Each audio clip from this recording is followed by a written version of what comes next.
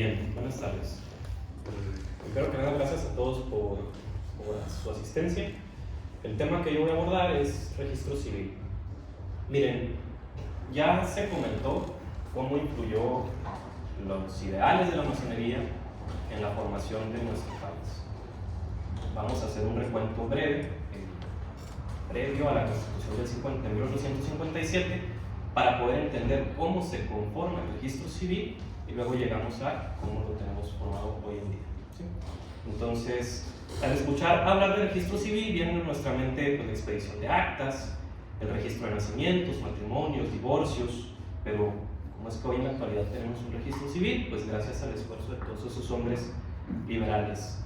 Ahora, los primeros datos que hay de una civilización llevando a cabo el registro del nacimiento de alguien, pues son en Roma, cuando llevaban a cabo censos. Debe haber otros más antiguos, sin lugar a dudas. Tenemos aquí un ejemplo de lo que sería una fe de bautismo. ¿Por qué? Porque en la Edad Media el registro de los nacimientos, matrimonios y defunciones se delegó a la Iglesia Católica.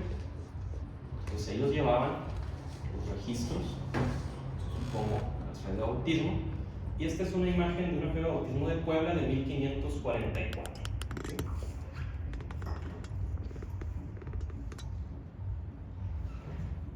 Ahora bien, para el año de 1854, en México se encontraba bajo el mando de Antonio López de Santana, y en ese año, inconformes liberales y conservadores formaron el Plan de Ayutla, que culminaría con el destierro de Santana en 1855 y llevaría a la presidencia a Ignacio Comonfort.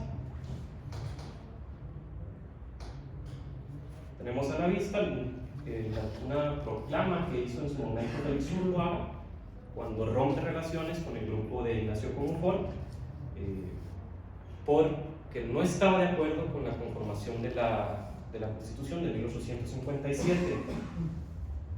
¿Por qué? Porque cuando se forma esta Constitución con los ideales liberales, se marcó la separación entre la Iglesia y el Estado en el artículo 123 de esa Constitución, que a la letra decía: corresponde exclusivamente a los poderes federales ejercer en materias de culto religioso y disciplina externa la intervención que designen las leyes.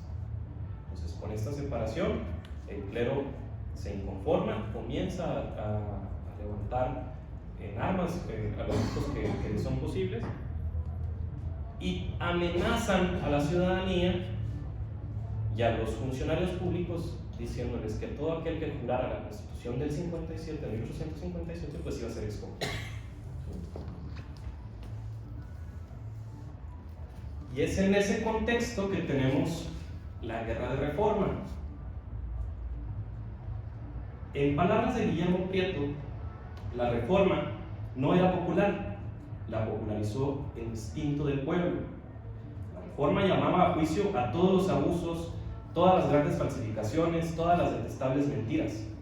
La Reforma despedazó todos los disfraces: el del fraile especulador con la conciencia, el del soldado especulador con el patriotismo, y el del feroz encomendero que se llamó propietario y el ladrón del fisco. Y es que, como ejemplo, tenemos una anécdota que se relata acerca de un cura de Michoacán. En uno de los textos que narra las obras políticas de Melchor Ocampo, se menciona de la siguiente manera: una infeliz mujer fue a ver al cura Agustín Dueñas de Marabatío para que enterrase de balde a su difunto esposo, porque era muy pobre. El sacerdote le contestó: pues si no tienes con qué enterrarlo, sálalo y cómetelo, porque yo no les he de dar de comer caridades a los vicarios, al sacristán ni al campanero. En esos tiempos se vivió una polarización entre liberales y conservadores por antecedentes como este que les acabo de contar. Y dato curioso, esto incluso se podía ver en el Teatro de Iturbide, en la Ciudad de México, cuando acudían a tal lugar. Las mujeres liberales llevaban lazos rojos en el pelo y zapatos verdes, y las mujeres conservadoras llevaban lazos verdes y zapatos rojos. O sea, era una manera en la que se identificaban entre Otro dato interesante, como mencionaban ahorita los liberales, pues eran tiempos en los que las personas estaban buscando hacer un cambio en la política del país, y en esos años 81 mujeres ya pedían el sufragio femenino.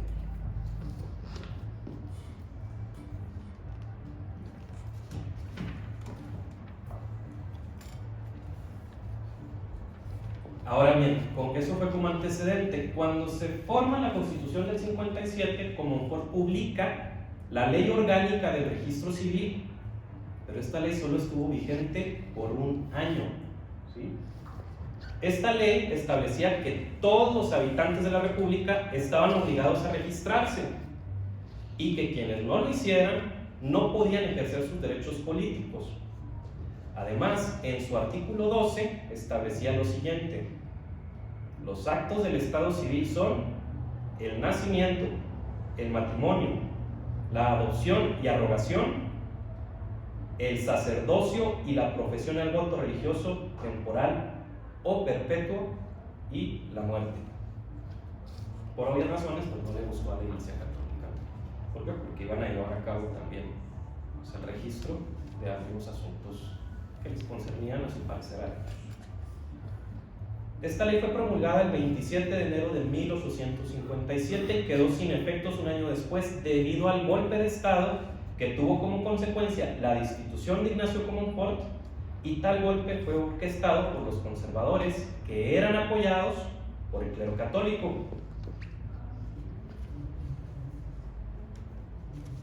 Sin embargo, en ese momento, Benito Pablo Juárez García era presidente de la Suprema Corte de Justicia y, de conformidad a lo establecido en la Constitución de esa época, era quien debía asumir la presidencia de la República ante la aplicación de Comonfort, iniciando así la Guerra de Reforma.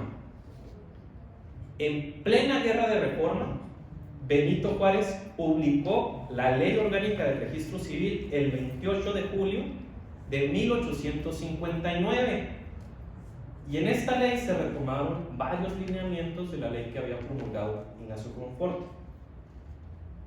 Pero además crea la figura del juez del Estado Civil, quien tendrá, y cito, a su cargo la averiguación y modo de hacer constar el estado civil de todos los mexicanos y extranjeros residentes en el territorio nacional, por cuanto concierne a su nacimiento, adopción, arrogación, reconocimiento, matrimonio y fallecimiento, así como registrar el nacimiento, matrimonio y defunciones de las personas.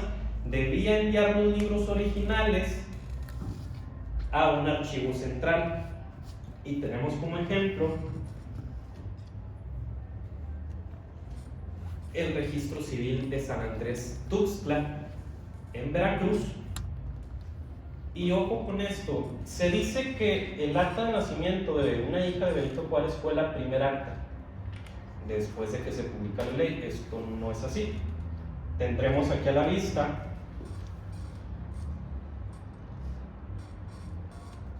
como ejemplo esta primera acta de esa localidad, que data del 1 de enero de 1860. Y en ese mismo registro se encuentra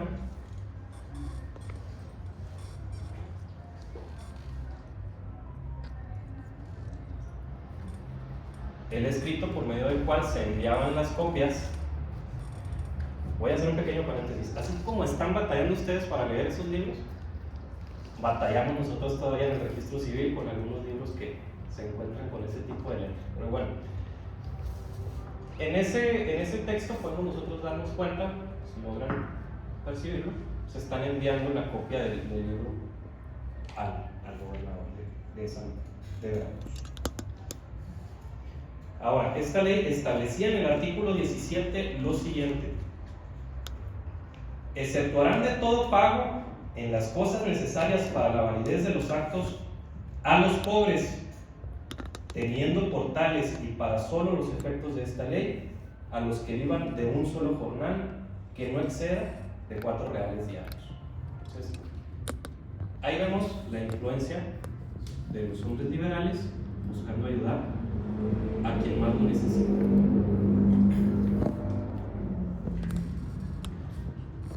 A manera de ejemplo, pues buscando dar un ejemplo a la ciudadanía, Benito Juárez,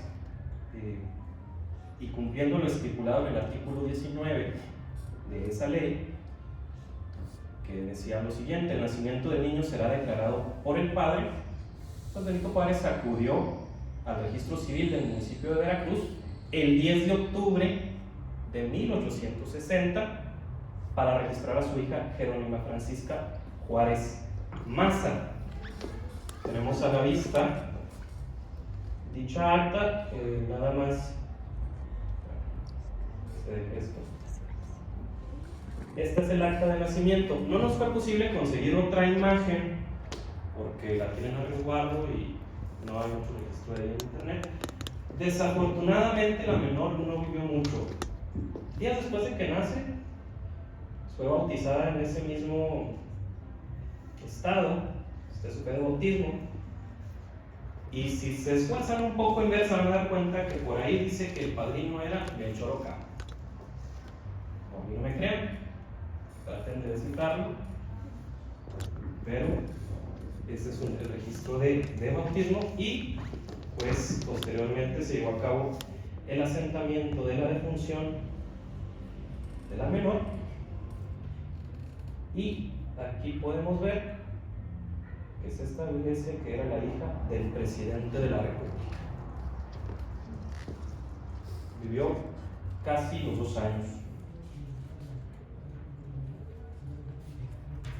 Ahora, en cumplimiento de esta ley, impulsada por liberales, pues se llevaron a cabo el registro de los nacimientos de forma progresiva. La ley establecía que se iban a ir creando las oficinas o las instituciones del registro civil de forma progresiva y se iba a ir delegando a la iglesia de esta tarea. Tenemos un ejemplo de un acta de nacimiento de Oaxaca y de otras actas de aquí del estado de Chihuahua. Ese es el libro de función. Esta acta es del estado de Oaxaca. Se registraba el nacimiento de, aquí tengo el dato, Isidora Ricarda Gómez García, y es del 6 de abril de 1961. Vale darse cuenta que muchos de esos nombres pues ya no se utilizan, no sabemos si para bien, pero bueno. En Chihuahua,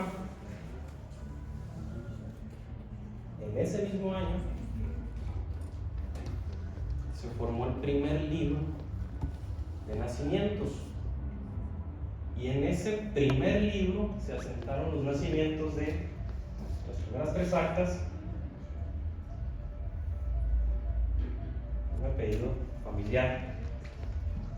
El primer nacimiento de María Epifania Dionisia Paz Hinojos, y el segundo nacimiento, ella nació el 8 de abril del 61, el segundo de Dolores Celsa Colomo Molinar, y el 13 de abril de ese mismo año, María Escolástica Guadalupe Estrada Rodríguez. Desde ese año tenemos los primeros libros de registro civil en nuestro estado de Chihuahua.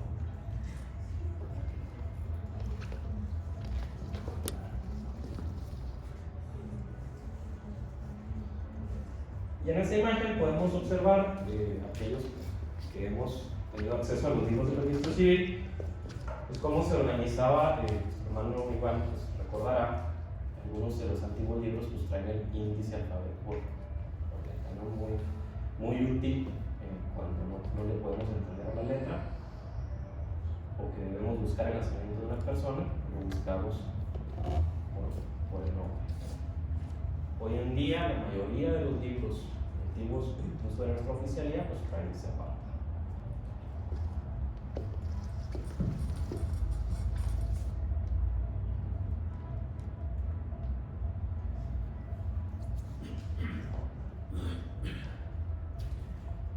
Como les decía, pues esto se fue estableciendo de forma progresiva. Ese es un acta de nacimiento de San Pedro Corralitos. En la parte de arriba lo identifican como las minas de San Pedro Corralitos. Y en localidades pequeñas como esa, pues la función del registro civil se delegaba a autoridades locales. En ese caso estaba a Jesús Santos, que era comisario de policía, y él llevaba la función del registro civil. Aún hay localidades donde esto sucede. En Madera, tuve conocimiento que hay una localidad de Madera donde todavía el comisario se hace cargo del registro. Bueno, pues esta acta es de 1897. Y en otras localidades, pues esta función la tenía el presidente municipal. Como va a ser el caso de la siguiente acta, además que se deje, esta acta debería hacer mención, pues es de Jaros. Y en esa acta, pues la función la llevaba a cabo el presidente municipal, registró una persona de apellido Lozano, también de 1897. Incluso, pues, en Casas Grandes, se encuentran los registros de 1867 a 1887, ahí sí contaban con un juez de lo civil. Ahora bien, estos registros nos sirven para poder nosotros tener conocimiento de la historia de las personas, de la historia familiar. Ese es un registro de defunción de una de las 3 personas que formó la primera logia en Nuevo Casas Grandes, Pedro C. Chao. Hay muchos registros homónimos, incluso. Si alguien conoce a alguna persona que sea familiar de él, le agradecería que nos haga llegar información. Otro de los registros es de José Ponjón, luego otro de los fundadores de la masonería en Nuevo Casas Grandes. Y por último,